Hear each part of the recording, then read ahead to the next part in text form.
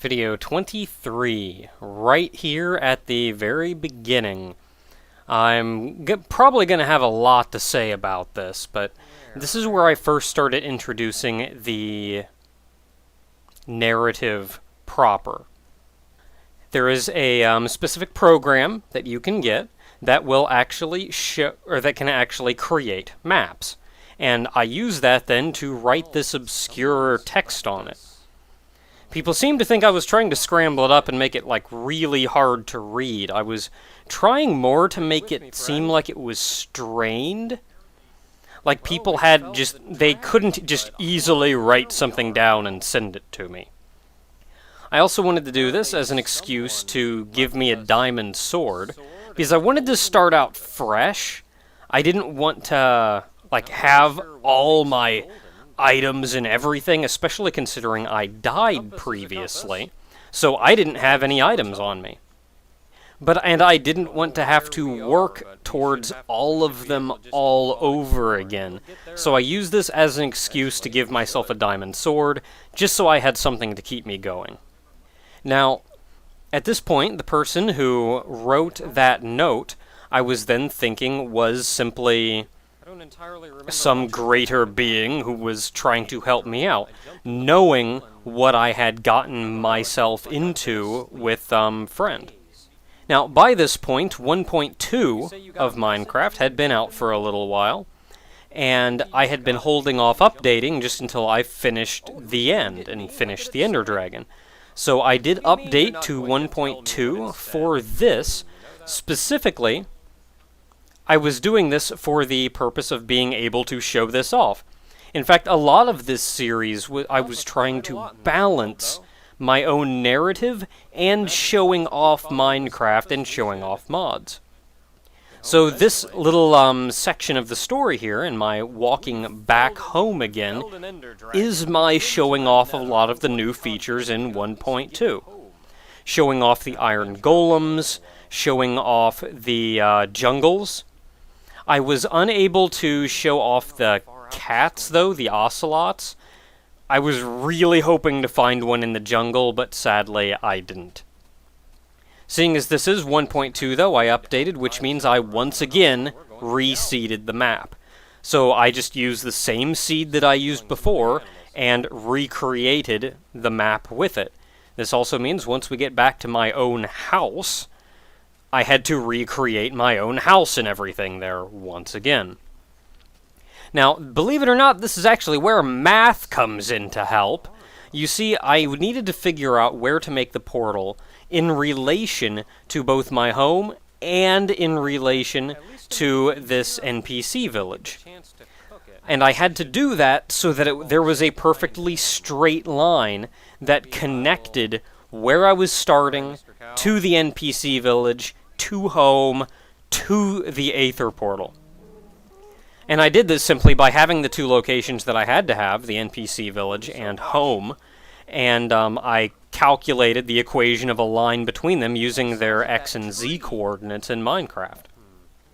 With the equation of a line, I could extrapolate that out and find coordinates that I could use that would be on that line. Now, once again, though, this is our friend flexing his power a little bit. By this point, he doesn't really view us as a proper friend anymore. By this point, he's mostly using us for his amusement. And he wants us to continue to amuse him. However, he has gained a fair amount of control over his power. He knows a lot of how this world works, and I'd say right this instant he doesn't have complete control, but probably about by the time we get to the Aether, he does. The golden compass then was given to us as kind of the narrative flow device of this season. It will always point onwards, though it does not always necessarily point home. The golden compass is not a special mod. It's nothing fancy. It's a regular compass that I texture modded over to be a golden compass. For the most part, I never had any trouble with this. I did occasionally have to go directly into Minecraft and alter the file in the Minecraft jar containing it, but overall it was very simple to just keep the regular compass gold. This is also where I first started using single-player commands. Not too in-depthly, but I did use them to designate a new spawn point for the compass to point at, because I had to be able to decide where the compass was going to point.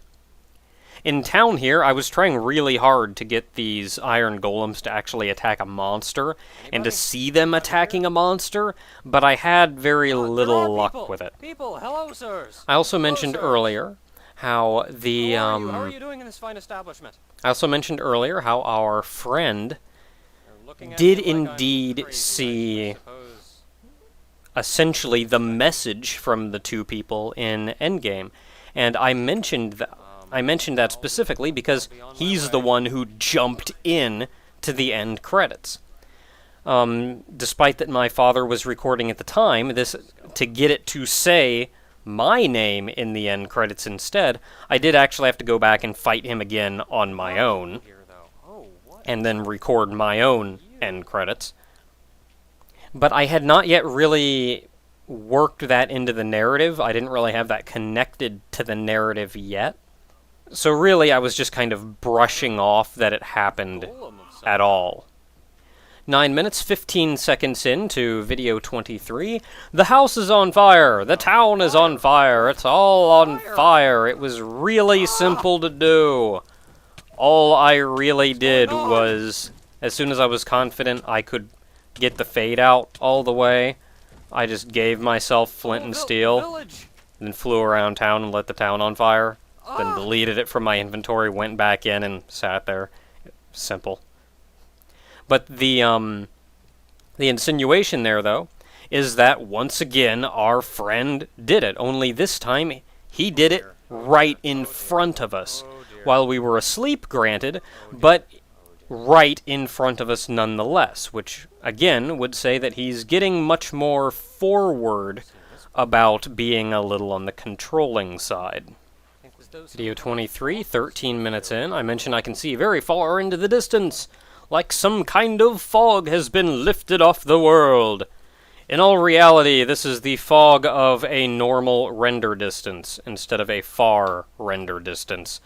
Before recording Season 2, I actually got a new computer, a much more powerful computer, and installed 64-bit Windows 7. Which lets me play on the far viewing distance in Minecraft. Unable to do this before, this was something I just kind of mentioned in passing, but narrative-wise, we can once again say this is somewhat due to our friend. Just experimenting and flexing and tampering with the world. Video 23, 18 minutes in. I'm really just listening to my commentary and noting how I really have nothing to say. And that's mostly because I don't have anything to say, because I'm playing a character. If I had played, if I were doing this myself, if I were not doing this in some kind of character, then I could rattle off any number of things. But as long as I'm playing the character in there specifically, I've really got nothing to say. I don't have any interests or anything. I can talk about what we've experienced in the series. I can talk about Minecraft. But that's really all the more involved this character is. I do go on a tangent talking about some of these sheep, and that's actually... that was me latching onto something and trying to say something about it at all for a little bit. Now, the closer we get to the house, I did actually, I did try very hard to look around and know the area around the house really well, because it's a completely different biome. It looks completely different from before. And so, in knowing the entire area, I knew that when I neared it, I knew how to approach the house, so that the compass still pointed at it, so everyone thought that the compass was still pointing at home, even though it wasn't. Now, as to figure out how I even got how I even figured out where the NPC village would be that I started at or started near. That was really, I just flew around in this new world. I mapped out probably 9 maps total. I mapped out the 1 map around the home and then the 8 adjacent to it. And I marked where all of the big NPC villages were and figured out which one I could travel along that I would see that was a nice, big, populated village that had an iron golem in it and that I would experience jungle along the way. So I just planned this out, and the one village that I found out there was the biggest one and let me see a bunch of jungle along the way. Video 23 minutes, 40 seconds in. We have found home! Now, essentially, the easiest way to destroy my home, and how I did it anyway, was just to remake home. I remade it completely normal, and then I trashed it. A couple things I did, though, were, for one, there was a single torch burning in this home, which was, this single torch was burning in our friend's room, which was indeed kind of important. I was thinking about leaving all of the nether items in the chest down in the basement, but I decided against it, seeing as the narrative didn't really fit around the nether. I did give myself a little bit of coal. I mistakenly thought at the time that you had to cook meat to be able to eat it without getting sick. In the end, this actually only works with chicken. That's the only thing you have to cook. Another thing to take note of is that you saw the destroyed nether portal out back a moment ago. And you also saw part of the very long rail. I did not recreate the entire rail. I made the small segment that comes out of the house, another pillar a little farther away, and that was it. But that nether portal actually proved to be a little troublesome to put together. And the reason it was so troublesome to put together was because of the Aether portal. Now, the Aether portal was troublesome because I am currently playing on 1.2, and the Aether mod does not exist for 1.2, or at least it did not exist at the time of the recording of this. I don't think it exists at the time of me recording this either. As such, I had to fake an Aether portal and then actually show up into the Aether proper next video. I used that end of video cutoff to my advantage. You see, the Aether portal that we eventually run into is not actually an Aether portal, it's a nether portal. Which means all the glowstone around it is really retextured obsidian. Since I had to use obsidian there, that means the obsidian used in the nether portal in our backyard isn't actually obsidian, it's retextured bedrock. To help give off the light that the glowstone would give off, though, I did make the corner blocks actual glowstone. And then I went to a lot of trouble figuring out how to mod the textures for the nether portal. It's not as simple as you'd think, but I did manage it eventually, making it look like water, exactly like the Aether portal's texture looks like. I also used this example to, I also used this opportunity to show off a number of the new blocks that were introduced, some of the odd spirally stone blocks that I placed around the Aether portal. That is indeed not our home, though. That was a fake created by our friend, or more specifically, what we're in now is a new world created by our friend. It's designed to closely mimic our home world, but it isn't actually our home world. It's essentially his attempt right now at creating a new world. But in creating the new world, he created it based off of the original world. He tried to create a copy of the original world, and it was close, but a very aged, decayed version of it. Video 24, right at the beginning, I actually messed up the audio leveling for this video and made the game audio way too loud. I was still recording commentary and game audio at the same time, which means there was no way for me to fix this in post-production when I actually noticed it. So I was just kind of stuck with it. To really give a nice impression when you first enter the world, I did want to play this music, which is normal Minecraft morning-ish music. It's actually the full-length version of this music that I used all throughout Season 1 as the intro music. Now, another thing that was actually very nearby at the beginning was a bronze dungeon. You could actually see it from where I warped in.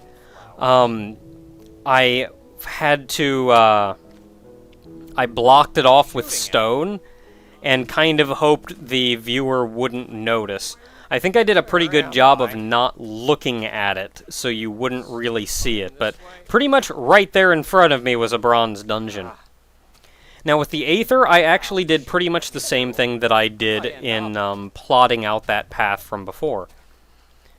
In regular Minecraft, the 1.2 world, which is, once I warped into the world, I created a map around where I first warped in, and then I created 8 adjacent maps. I flew around and circled in a paint program in Photoshop. I circled each one of the different dungeons in a different color, so I knew exactly what dungeon was where in this giant 3x3 giant map. And I circled all of these, and then I plotted out where is a good place for me to start and end that will let me encounter the bronze dungeon, the silver dungeon, and the gold dungeon in order, but not encounter a lot of them, where would give me a good place to set up camp and live. And it took me about a day of just experimenting and exploring and plotting and planning to figure out how to approach this particular mod. To get the Aether running, though, as a lot of people mentioned, no, I was not running the Aether on 1.2. The Aether only worked on a previous version, I want to say 1.1, or if not 1.1, then 1.0. I'm not playing the newest... I'm not playing the initial release of it, though. It was updated to a slightly more recent version of Minecraft at one point, with, I think, all of the Christmas stuff, and that's the version that I'm playing here. Which means I did have to downgrade my Minecraft to be able to do it. Back in the world of the Aether. We've still got Bunny here. Bunny's doing fine. And so is Spoo.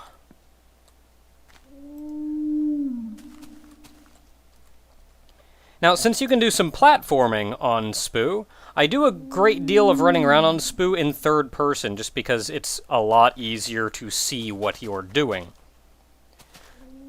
So to everybody curious, Spoo is doing fine. But I want to come over here and show you what I was talking about over this way with the one cave, the bronze dungeon that exists over here.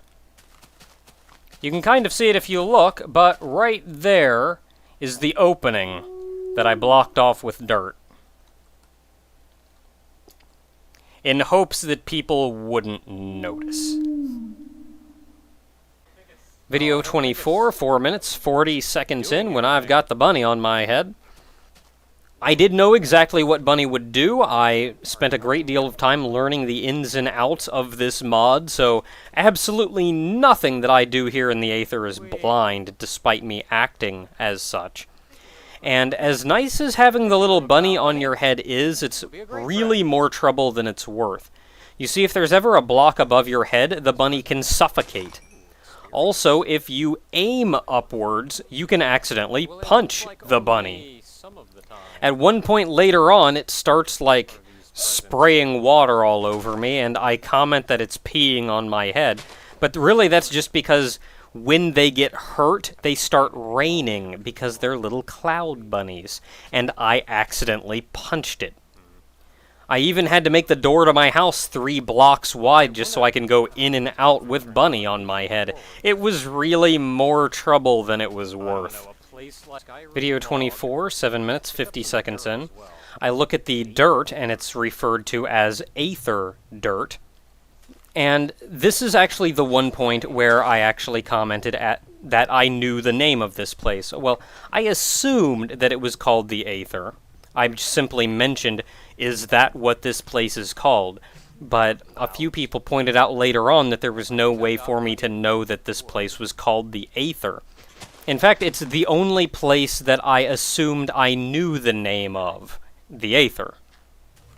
You'll notice my commentary is actually lagging a little bit behind the video, and this is because Fraps did not record my commentary perfectly in sync with the video. In fact, it did this in the previous video. One person mentioned that I was saying what was in a chest before I actually saw it in the chest. And this isn't because I knew what was in the chest. Granted, I did know what was in the chest. It was because Fraps was recording out of sync. I'm told this is because I'm using an analog mic instead of a USB mic. And as such, the only real solution I came up with later on was simply to record my commentary separately from the video and mix them together in editing. Video 24, 14 minutes, 30 seconds in. When did I pick up 12 cobblestone? Spoilers, I didn't. I actually gave myself that cobblestone when I entered the Aether and kind of brushed off the fact that I didn't have it when I came in. I gave myself that cobblestone so I could make a furnace, if need be, because I wasn't sure if I could use the stone in the Aether to make a furnace, and I was still under the impression that I had to cook my meat. Video 24, 19 minutes, 30 seconds in, when I'm getting the ambrosium shards. I'm just going to say this to clarify this right now, because I never could say it in video, but, I know there are very well-known videos out there, very almost meme-like videos out there showing that you can eat the ambrosia shards. However, that's only in the earliest version of the Aether.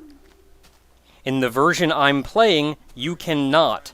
I have tried. It cannot be done in this version. And I think that's another one of the various stigmas in Minecraft that is going to be very, very difficult for people to get past.